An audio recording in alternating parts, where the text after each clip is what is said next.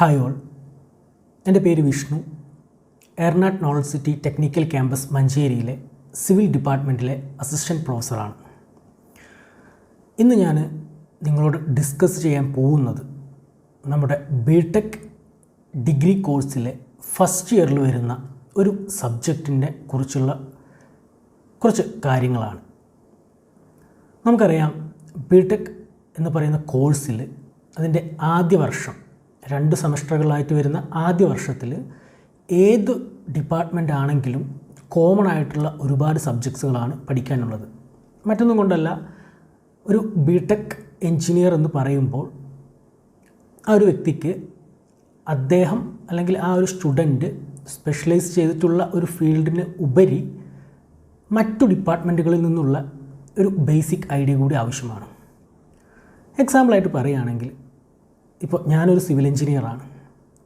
ഞാനൊരു സൈറ്റിൽ വർക്ക് ചെയ്യാൻ വേണ്ടി പോവുകയാണെങ്കിൽ അവിടെ ചിലപ്പോൾ ഇലക്ട്രിക്കൽ ബേസിസിലുള്ള എന്തെങ്കിലും ചെറിയ ഡൗട്ടുകളോ അല്ലെങ്കിൽ ഇലക്ട്രോണിക്സ് സംബന്ധമായിട്ടുള്ള എന്തെങ്കിലും ഡൗട്ടുകളോ ആ വീട്ടിലെ ഗൃഹനാഥൻ ചോദിച്ചു കഴിഞ്ഞാൽ എനിക്കതിനെക്കുറിച്ചുള്ള ഒരു ബേസിക് ഐഡിയ അവർക്ക് പറഞ്ഞു കൊടുക്കാൻ പറ്റണം. സോ അത്തരത്തിൽ ഏതൊരു ഡിപ്പാർട്ട്മെൻറ്റിലാണെങ്കിലും മറ്റു ഡിപ്പാർട്ട്മെൻറ്റിൽ വരുന്ന ബേസിക് ഐഡിയാസ്, അതാണ് നമ്മൾ ഫസ്റ്റ് ഇയർ ബിടെക് ഡിഗ്രിയിൽ പൊതുവെ പഠിക്കുന്നത്. അതിപ്പോൾ ഏത് യൂണിവേഴ്സിറ്റിയിലായാലും ഏത് നാട്ടിലായാലും ഫസ്റ്റ് ഇയർ ബിടെക് എന്ന് പറഞ്ഞു കഴിഞ്ഞാൽ കോമൺ ആയിട്ട് വരുന്ന അല്ലെങ്കിൽ ജനറൽ എൻജിനീയറിംഗ് ആസ്പെക്ട്സ് ആണ് വരുന്നത്. സോ അത്തരത്തിൽ വരുന്ന ഒരു സബ്ജക്റ്റാണ് ഞാൻ നിങ്ങളുമായിട്ട് ഡിസ്കസ് ചെയ്യാൻ പോകുന്നത്. ആ ഒരു സബ്ജക്റ്റിൽ എന്തൊക്കെ കാര്യങ്ങളാണ് വരുന്നത്, നമ്മുടെ KTU യൂണിവേഴ്സിറ്റി എക്സാമിനേഷന് ഏത് രീതിയിലാണ് ക്വസ്റ്റ്യൻസ് വരുന്നത്, അത്തരത്തിലുള്ള ഏതാനും ചില കാര്യങ്ങളാണ് ഇന്ന് നമ്മൾ ഡിസ്കസ് ചെയ്യുന്നത്. അതുപോലെ തന്നെ നമ്മൾ ഇപ്പോൾ കടന്നു പോയിക്കൊണ്ടിരിക്കുന്ന ഈ ഒരു സിറ്റുവേഷൻ, അതായത് പലരും വളരെ വേഴ്സ്റ്റ് സിറ്റുവേഷൻ എന്നൊക്കെ പറയാറുണ്ട്. പക്ഷേ എൻ്റെ ഒരു പേഴ്സ്പെക്റ്റീവിൽ നമ്മളിപ്പോൾ ഈ കടന്നു പോയിക്കൊണ്ടിരിക്കുന്നത് ഒരിക്കലും ഒരു സിറ്റുവേഷൻ അല്ലെങ്കിൽ വേഴ്സ്റ്റ് സിറ്റുവേഷൻ എന്ന് നമുക്ക് പറയാൻ പറ്റില്ല. പക്ഷേ നമ്മൾ ഇതുവരെ എക്സ്പീരിയൻസ് ചെയ്യാത്ത അല്ലെങ്കിൽ ഒരു അൺഎക്സ്പെക്റ്റഡ് ആയിട്ടുള്ള ഒരു സിറ്റുവേഷനിലൂടെയാണ് നമ്മളിപ്പോൾ എല്ലാവരും കടന്നു പോകുന്നത്, അല്ലേ? COVID-19 എന്ന് പറയുന്ന ഒരു ഡിസീസിൻ്റെ റിസൾട്ടൻ്റ് ആയിട്ട് വന്ന ഒരുപാട് ഡിഫറൻസ് അല്ലെങ്കിൽ ഒരുപാട് ഇമ്പാക്ട്സ് ആൾ ഓവർ നമ്മളിപ്പോൾ എക്സ്പീരിയൻസ് ചെയ്യുന്നു, അല്ലെങ്കിൽ നമ്മളിപ്പോൾ അത് ശീലിച്ചു അതിനോടൊപ്പം ജീവിക്കാൻ പഠിച്ചു തുടങ്ങി. പല കാര്യങ്ങളിലും നമുക്ക് ഈ ഒരു ലോക്ക്ഡൗൺ അല്ലെങ്കിൽ COVID-19 ഇമ്പാക്റ്റ് ബെനിഫിറ്റ്സ് ക്രിയേറ്റ് ചെയ്തിട്ടുണ്ട്. പക്ഷേ സെയിം ടൈം നമ്മുടെ സാമ്പത്തികപരമായിട്ടുള്ള കാര്യങ്ങളിൽ അത്തരത്തിലുള്ള പല കാര്യങ്ങളും വളരെയധികം നെഗറ്റീവ് ഇമ്പാക്റ്റും ജനറേറ്റ് ചെയ്തിട്ടുണ്ട്. പക്ഷേ ജസ്റ്റ് ചില എക്സാമ്പിൾസ് പറയുകയാണെങ്കിൽ, എക്സ്പെഷ്യലി നമ്മുടെ ലൈഫ് സ്റ്റൈലിൽ വളരെയധികം മാറ്റങ്ങൾ വരുത്താൻ ഈ ഒരു സിറ്റുവേഷൻ സാധിച്ചിട്ടുണ്ട്. അതായത് അനാവശ്യ ചിലവുകൾ അല്ലെങ്കിൽ അനാവശ്യ യാത്രകളൊക്കെ നമ്മൾ ഒരുപാട് കുറയ്ക്കാനും നമ്മുടെ വീട് അല്ലെങ്കിൽ നമ്മുടെ ലൊക്കാലിറ്റിയിൽ തന്നെ നിൽക്കാനും വേണ്ടി നമ്മൾ ശീലിച്ചു. പല അനാവശ്യ ചടങ്ങുകൾ, അനാവശ്യ ആഘോഷങ്ങളൊക്കെ നമ്മൾ മിനിമൈസ് ചെയ്യാൻ വേണ്ടി ശീലിച്ചു. അത്തരത്തിൽ നമ്മുടെ സെൽഫ് ഹൈജീൻ, അതുപോലെ തന്നെ മാസ്കിൻ്റെ ഉപയോഗമൊക്കെ മറ്റു പല രോഗങ്ങളുടെയും ഒരു സ്പ്രെഡ് കുറച്ചിട്ടുണ്ട്.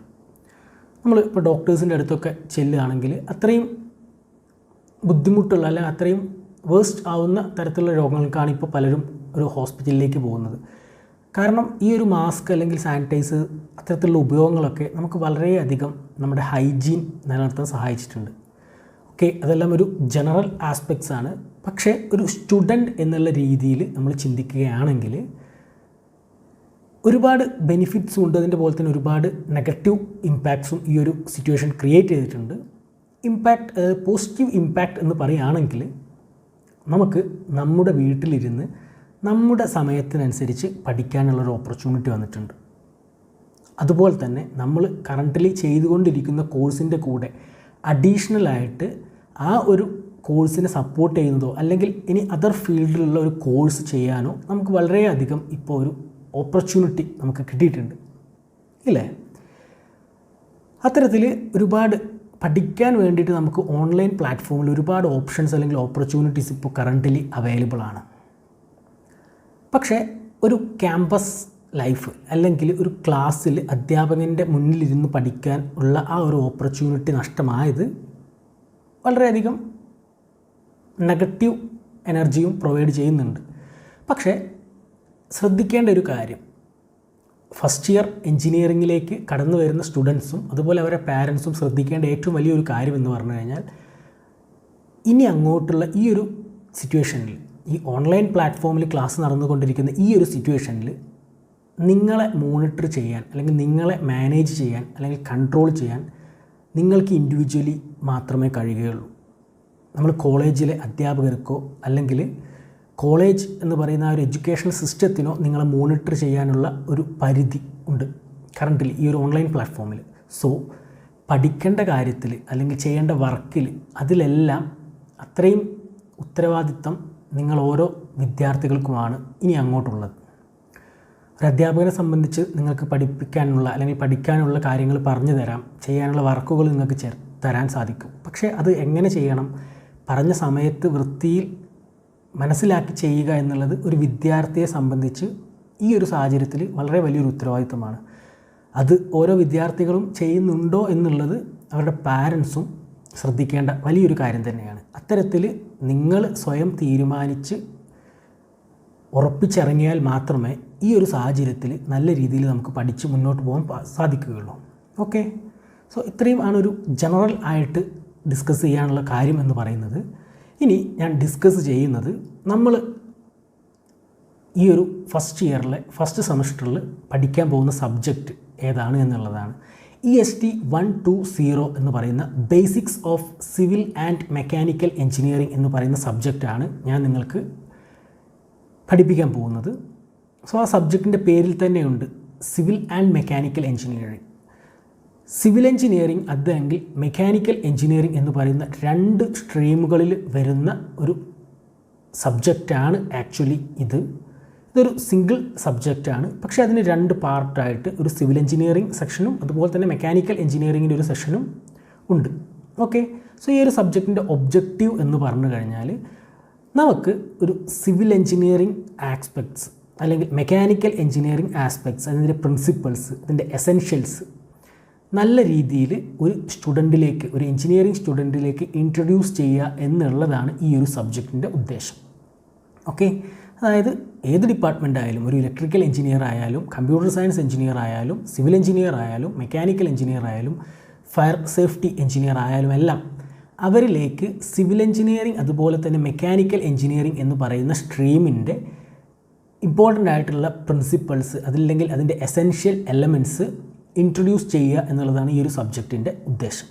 ഓക്കെ, സോ ഈ ഒരു സബ്ജക്റ്റിന് വരുന്ന മാർക്ക് ഡിസ്ട്രിബ്യൂഷൻ എന്ന് പറഞ്ഞു കഴിഞ്ഞാൽ, ടോട്ടൽ ഡിസ്ട്രിബ്യൂഷൻ അല്ലെങ്കിൽ ടോട്ടൽ മാർക്സ് എന്ന് പറഞ്ഞു കഴിഞ്ഞാൽ 150ലാണ്, 150 മാർക്കിലാണ് ഈ ഒരു സബ്ജക്റ്റ് കവർ ചെയ്യുന്നത്. അതിൽ തന്നെ internal evaluation, continuous internal evaluation എന്ന് പറയുന്നത് നമ്മുടെ ഇൻറ്റേർണൽ മാർക്ക് എന്ന് പറയുന്നത് 50 മാർക്സാണ്. എൻഡ് സെമസ്റ്റർ എക്സാമിനേഷൻ, അതായത് യൂണിവേഴ്സിറ്റി എക്സാമിനേഷൻ 100 മാർക്കും, അങ്ങനെ 100ഉം 50ഉം 150 മാർക്കിലാണ് ഈ ഒരു സബ്ജക്റ്റിൻ്റെ മാർക്ക് ഡിസ്ട്രിബ്യൂഷൻ എന്ന് പറയുന്നത്. ഇതിലെ കണ്ടിന്യൂസ് ഇൻറ്റേർണൽ ഇവാലുവേഷൻ പാറ്റേൺ, അതായത് നമ്മുടെ കോളേജിൽ നിന്നും നിങ്ങളുടെ ഒരുപാട് ആക്ടിവിറ്റീസിൻ്റെ ഒരു അനാലിസിസിൻ്റെ റിസൾട്ടൻ്റായിട്ട് ചെയ്യുന്നതാണ് ഈ ഇൻറ്റേർണൽ അസസ്മെൻറ്റ് എന്ന് പറഞ്ഞു കഴിഞ്ഞാൽ. അതിൽ വരുന്ന മാർക്ക് ഡിസ്ട്രിബ്യൂഷൻ, അതായത് 50 എന്ന് പറയുന്ന മാർക്കിലേക്ക് വരുന്ന കോൺട്രിബ്യൂഷൻസ് എന്ന് പറഞ്ഞു കഴിഞ്ഞാൽ നിങ്ങളുടെ അറ്റൻഡൻസിന് 10 മാർക്കാണ് പ്രൊവൈഡ് ചെയ്യുന്നത്. അതുപോലെ തന്നെ ഇൻറ്റേർണൽ എക്സാമിനേഷൻസ്, 2 കണ്ടിന്യൂസ് അസസ്മെൻറ്റ് ടെസ്റ്റുകൾ നിങ്ങൾക്ക് ഉണ്ടായിരിക്കും. അതിൽ നിന്നും നിങ്ങൾക്ക് 25 മാർക്സിൻ്റെ ഒരു കോൺട്രിബ്യൂഷനാണ് നമ്മുടെ ഇൻറ്റേർണൽ മാർക്സിലേക്ക് വരുന്നത്. അതുപോലെ തന്നെ അസൈൻമെൻറ്റ് അല്ലെങ്കിൽ ക്യൂസ് അല്ലെങ്കിൽ കോഴ്സ് പ്രൊജക്റ്റ്, ഇത് ഓരോ സബ്ജക്ട്സിനനുസരിച്ച് അങ്ങോട്ടും ഇങ്ങോട്ടും വേരി ചെയ്യും ഏതാണ് എന്നുള്ളത്, അസൈൻമെൻറ്റോ ക്യൂസോ കോഴ്സ് പ്രൊജക്റ്റോ ഏതാണ് എന്നുള്ളത്. അതിന് 15 മാർക്സും ആണ് വരുന്നത്. സോ ടോട്ടൽ നമുക്ക് 50 മാർക്സ് ആണ്. അതിൽ 10 മാർക്ക് അറ്റൻഡൻസിനും 25 മാർക്ക് കണ്ടിന്യൂസ് അസസ്മെൻറ്റ് ടെസ്റ്റിനും 15 മാർക്ക് അസൈൻമെൻറ്റ് എന്ന് പറയുന്ന ഒരു കാറ്റഗറിക്കും. ഓക്കെ, സോ ഇതിൽ എല്ലാം ഇമ്പോർട്ടൻ്റ് ആയിട്ടുള്ളത് തന്നെയാണ്. അതായത് ഓൺലൈൻ ക്ലാസ്സാണ്, അറ്റൻഡൻസ് ആവശ്യമില്ല അല്ലെങ്കിൽ നമുക്ക് വേണ്ട സമയത്ത് മാത്രം കാണാം എന്നുള്ളൊരു ചിന്താഗതി ഉണ്ടെങ്കിൽ അത് നമുക്ക് ഈ ഒരു 10 മാർക്കിൻ്റെ കോൺട്രിബ്യൂഷൻ അല്ലെങ്കിൽ ആ ഒരു അറ്റൻഡൻസിൻ്റെ വെയിറ്റേജിന് നിങ്ങൾക്കത് വളരെയധികം ബാധിക്കും. സോ ഏത് സബ്ജക്റ്റ് ആണെങ്കിലും അതിന് ഒരു പെർട്ടിക്കുലർ സമയം അറ്റൻഡൻസ് രേഖപ്പെടുത്താൻ വേണ്ടി പറയുന്നുണ്ടായിരിക്കും. സോ ആ ഒരു സമയത്ത് ആ അറ്റൻഡൻസ് മാർക്ക് ചെയ്യൽ വളരെയധികം ഇമ്പോർട്ടൻ്റ് തന്നെയാണ്. ദെൻ ഈ ഒരു സബ്ജക്റ്റിൽ വരുന്ന ഇൻറ്റേർണൽ ടെസ്റ്റുകൾ, 2 ഇൻറ്റേർണൽ ടെസ്റ്റുകളുമായിട്ട് 25 മാർക്കാണ് നമുക്ക് ഇൻറ്റേർണൽ അസസ്മെൻറ്റിൽ ടോട്ടലി കോൺട്രിബ്യൂട്ട് ചെയ്യുന്നത്. അതുപോലെ തന്നെ നിങ്ങൾക്ക് ഈ ഒരു സബ്ജക്റ്റിന് വരുന്ന അസൈൻമെൻറ്റ്സിൻ്റെ ക്വാളിറ്റി അല്ലെങ്കിൽ അതിൻ്റെ ഓൺ ടൈം സബ്മിഷൻ അത്തരത്തിലുള്ള കാര്യങ്ങളെല്ലാം അനലൈസ് ചെയ്തിട്ട് 15 മാർക്ക് ആ ഒരു സെഷനിൽ നിങ്ങൾക്ക് കിട്ടും. അങ്ങനെ ടോട്ടൽ 50 മാർക്കാണ് നിങ്ങൾക്ക് ഈ ഒരു ഇൻറ്റേർണൽ അസസ്മെൻറ്റിൽ നിന്നും കിട്ടുന്നത്. ഓക്കെ, ദെൻ എൻഡ് സെമസ്റ്റർ എക്സാമിനേഷൻ്റെ കാര്യം പറയുകയാണെങ്കിൽ KTU യൂണിവേഴ്സിറ്റിയുടെ നോംസ് പ്രകാരം നടക്കുന്ന എക്സാമിനേഷനാണ്. സോ നമുക്ക് നമ്മുടെ ഈ ഒരു സബ്ജക്റ്റിൽ 2 പാർട്സ് ആണുള്ളത്. അതായത് ബേസിക് സിവിലുമുണ്ട്, ബേസിക് മെക്കാനിക്കലുമുണ്ട് അല്ലേ. സോ പാർട്ട് 1 എന്ന് പറയുന്നത് ബേസിക് സിവിൽ എഞ്ചിനീയറിംഗ് ആയിരിക്കും, അതിന് 50 മാർക്കും. പാർട്ട് 2 എന്ന് പറയുന്നത് ബേസിക് മെക്കാനിക്കൽ എഞ്ചിനീയറിംഗും ആയിരിക്കും, അതിന് 50 മാർക്കും. സോ അങ്ങനെ 50+50 ടോട്ടൽ 100 മാർക്സ് എന്ന് പറയുന്ന എൻഡ് സെമസ്റ്റർ എക്സാമിനേഷന് അല്ലെങ്കിൽ യൂണിവേഴ്സിറ്റി എക്സാമിനേഷന് വരുന്ന മാർക്ക് ടോട്ടൽ 100ലാണ്. അതിൽ 50 മാർക്ക് ബേസിക് സിവിൽ എഞ്ചിനീയറിംഗിനും 50 മാർക്ക് ബേസിക് മെക്കാനിക്കൽ എഞ്ചിനീയറിംഗിനും. ഓക്കെ, നമ്മൾ യൂണിവേഴ്സിറ്റി എക്സാമിനേഷൻ എഴുതുന്ന സാഹചര്യത്തിൽ ഈ 2 സബ്ജക്ട്സും 2 സെപ്പറേറ്റ് ബുക്ക്ലെറ്റിലായിട്ട് തന്നെയാണ് നമ്മൾ എഴുതുക. ഓക്കെ, സോ അതുപോലെ തന്നെ ഈ ഒരു എൻഡ് സെമസ്റ്റർ എക്സാമിനേഷൻ്റെ ഒരു പാറ്റേൺ പറയുമ്പോൾ നമ്മളിപ്പോൾ പാർട്ട് 1 അല്ലെങ്കിൽ പാർട്ട് 2 എന്ന് പറഞ്ഞ് 2 സെഷൻസ് പറഞ്ഞു. ഇനി അങ്ങോട്ട് ഞാൻ നിങ്ങളോട് ഡിസ്കസ് ചെയ്യുന്നത് പാർട്ട് 1നെ കുറിച്ചുള്ള കാര്യങ്ങളാണ്. അതായത് civil engineering, basics of civil എഞ്ചിനീയറിംഗുമായിട്ട് റിലേറ്റ് ചെയ്യുന്ന കാര്യങ്ങളാണ് ഞാൻ നിങ്ങളുമായിട്ട് ഇനി ഡിസ്കസ് ചെയ്യുന്നത്. ഇത്രയും പറഞ്ഞത് കോമൺ ആയിട്ട് വരുന്ന ഈ ഒരു സബ്ജക്റ്റിൻ്റെ basics of civil and mechanical engineering എന്ന് പറയുന്ന സബ്ജക്റ്റിൻ്റെ ഇൻറ്റേർണൽ മാർക്സിൻ്റെയും യൂണിവേഴ്സിറ്റി എക്സാമിനേഷൻ്റെ മാർക്കിൻ്റെയും കാര്യങ്ങളാണ്. ഇനി അങ്ങോട്ട് ഡിസ്കസ് ചെയ്യുന്നത് പാർട്ട് 1, അതായത് സിവിൽ എഞ്ചിനീയറിംഗ് സബ്ജക്ട്സിൻ്റെ ബേസിക്സ് ഓഫ് സിവിൽ എഞ്ചിനീയറിംഗ് എന്ന് പറയുന്ന പാർട്ടിൻ്റെ ഡീറ്റെയിൽസ് ആണ്. ആക്ച്വലി ഞാൻ നേരത്തെ പറഞ്ഞ പോലെ തന്നെ ഈ ഒരു സബ്ജക്റ്റ് എന്ന് പറഞ്ഞു കഴിഞ്ഞാൽ ഒരൊറ്റ പേപ്പറാണ് basics of civil and mechanical engineering എന്ന് പറയുന്നത്.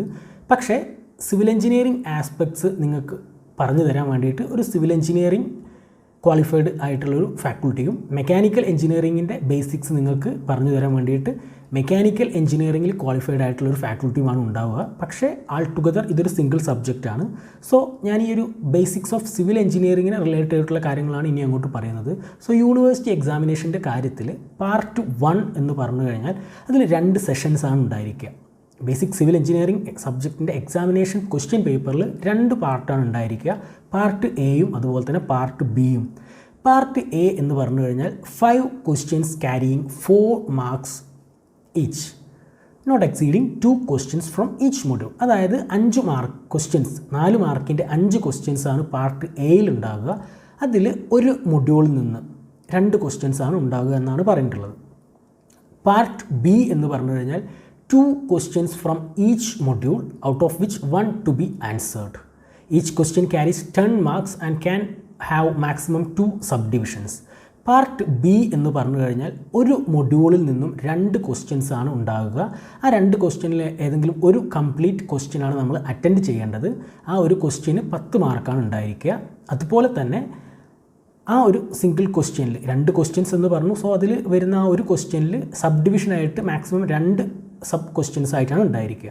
ഓക്കെ, ഇത്തരത്തിലാണ് നമ്മുടെ ഒരു പാർട്ട് 1ൻ്റെ യൂണിവേഴ്സിറ്റി എക്സാമിനേഷൻ്റെ മാർക്ക് ഡിസ്ട്രിബ്യൂഷൻ അല്ലെങ്കിൽ ക്വസ്റ്റ്യൻ പേപ്പർ അനാലിസിസ് എന്ന് വരുന്നത്. ഇതുപോലെ തന്നെയാണ് മെക്കാനിക്കൽ എഞ്ചിനീയറിംഗിൻ്റെ സെഷനിലും വരുന്നത്. പാർട്ട് 2വിനും 50 മാർക്സിന് ഇതേ ഒരു മെത്തേഡ് തന്നെയാണ് വരുന്നത്. ഇനി ഞാൻ പറയുന്നത് എന്താണെന്ന് വെച്ച് കഴിഞ്ഞാൽ നമ്മുടെ ഈ ഒരു ബേസിക് സിവിൽ എന്ന് പറയുന്ന സെഷൻ 3 മൊഡ്യൂളുകളായിട്ടാണ് അറേഞ്ച് ചെയ്തിട്ടുള്ളത്.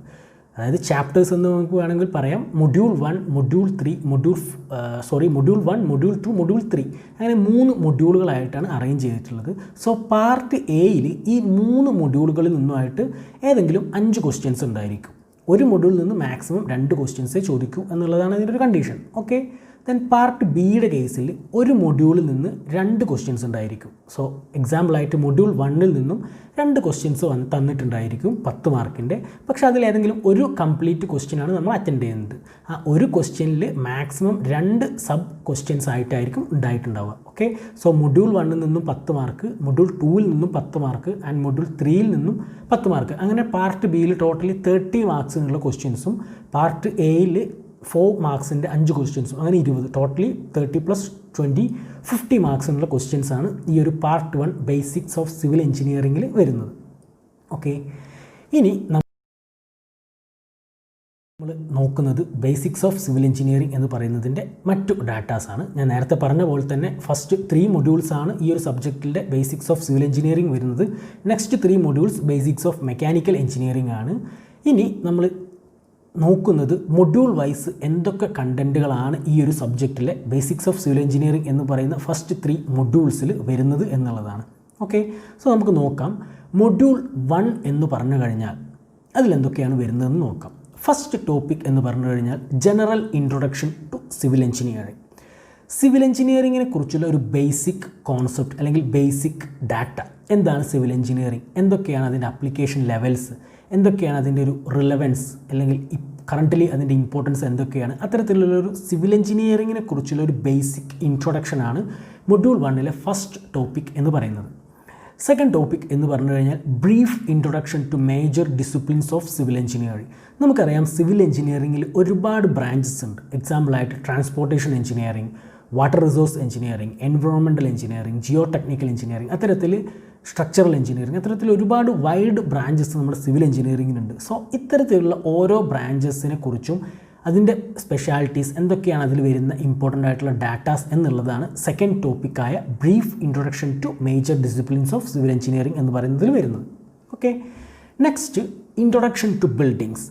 ഏതൊക്കെ തരത്തിലുള്ള ബിൽഡിങ്സ് ആണുള്ളത്? നമ്മുടെ റൂൾസ് പ്രകാരം ബിൽഡിംഗ് ക്ലാസിഫിക്കേഷൻസ് ഉണ്ട്. സോ അത്തരത്തിൽ ഏതൊക്കെ ടൈപ്സ് ഓഫ് ബിൽഡിങ്സ് ആണ് വരുന്നത്, ആ ബിൽഡിങ്ങിൻ്റെ കോമ്പണൻസ് എന്തൊക്കെയാണ്, അതിൻ്റെ ഫങ്ഷണാലിറ്റി എന്തൊക്കെയാണ്, അതിൻ്റെ ഫങ്ഷണൽ യൂസേജ് എന്നുള്ള കാര്യങ്ങളാണ് ഇൻട്രൊഡക്ഷൻ ടു ബിൽഡിങ്സ് എന്ന് പറയുന്ന തേർഡ് ടോപ്പിക് ഓഫ് മൊഡ്യൂൾ 1 വരുന്നത്. And next one building rules and regulation. നമുക്കറിയാം നമ്മളൊരു വീടിൻ്റെ പ്ലാൻ വരയ്ക്കുമ്പോഴോ അല്ലെങ്കിൽ ഒരു ബിൽഡിങ്ങിന് വേണ്ടി പ്ലാൻ വരയ്ക്കുമ്പോഴോ ഒക്കെ നമ്മുടെ പഞ്ചായത്തോ മുനിസിപ്പാലിറ്റിയിൽ നിന്നൊക്കെ അതിന് പെർമിഷൻ വാങ്ങുന്നതും അത്തരത്തിലുള്ള ഡോക്യുമെൻറ്റേഷൻ വർക്ക്സ്. സോ അതിനു വേണ്ടി ഉപയോഗിക്കുന്ന ബിൽഡിംഗ് റൂൾസ് എന്തൊക്കെയാണ്, ഏതൊക്കെ ബിൽഡിംഗ് കോഡ്സ് ആണ് നമ്മൾ ഉപയോഗിക്കുന്നത്? എക്സാമ്പിളായിട്ട് NBC നാഷണൽ ബിൽഡിംഗ് കോഡ്, അതുപോലെ തന്നെ Kerala municipality building rule KMBR, Kerala panchayat building rule KPBR, അത്തരത്തിൽ ഏതൊക്കെ ബിൽഡിംഗ് റൂൾസും ബിൽഡിംഗ് കോഡ്സുമാണ് നമ്മൾ ഉപയോഗിക്കുന്നത്, ഫയർ സേഫ്റ്റിക്ക് വേണ്ടിയിട്ട് എന്തൊക്കെ തരത്തിലുള്ള കോഡ്സ് ആൻഡ് റൂൾസ് ആണുള്ളത്, അത്തരത്തിലുള്ള കാര്യങ്ങളാണ് ഈ ഒരു ബിൽഡിംഗ് റൂൾസ് ആൻഡ് റെഗുലേഷൻസ് എന്ന് പറയുന്ന സെഷനിൽ വരുന്നത്. And last one module 1 last topic എന്ന് പറഞ്ഞു കഴിഞ്ഞാൽ ബിൽഡിംഗ് ഏരിയ. ഒരു ബിൽഡിംഗ് എടുത്തു കഴിഞ്ഞാൽ അതിന് ഡിഫറെൻറ്റ് ടൈപ്സ് ഓഫ് ഏരിയാസിൽ നമ്മൾ എക്സ്പ്ലെയിൻ ചെയ്യാറുണ്ട് അല്ലെങ്കിൽ എക്സ്പ്രസ് ചെയ്യാറുണ്ട്. എക്സാമ്പിളായിട്ട് floor area, carpet area, built up area, അത്തരത്തിൽ ഡിഫറെൻറ്റ് ക്ലാസിഫിക്കേഷൻസ് അല്ലെങ്കിൽ ഡിഫറെൻറ്റ് ടൈപ്സ് ഓഫ് ഏരിയാസ് നമുക്ക് പഠിക്കാനുണ്ട്. സോ അതെന്തൊക്കെയാണെന്നുള്ളൊരു ബ്രീഫ് അനാലിസിസും മൊഡ്യൂൾ 1 വരുന്നുണ്ട്. ഓക്കെ, അത്രയും കാര്യങ്ങളാണ് മൊഡ്യൂൾ 1 വരുന്നത്. ഇനി നമ്മൾ നോക്കുന്നത് മൊഡ്യൂൾ 2 വരുന്ന കാര്യങ്ങൾ എന്തൊക്കെയാണ് എന്നുള്ളതാണ്. മൊഡ്യൂൾ 2 ഫസ്റ്റ് ടോപ്പിക് എന്ന് പറഞ്ഞു കഴിഞ്ഞാൽ സർവേയിങ് എന്ന് പറയുന്ന ഒരു ഇമ്പോർട്ടൻ്റ് ആയിട്ടുള്ള ഒരു സെഷൻ തന്നെയാണ്.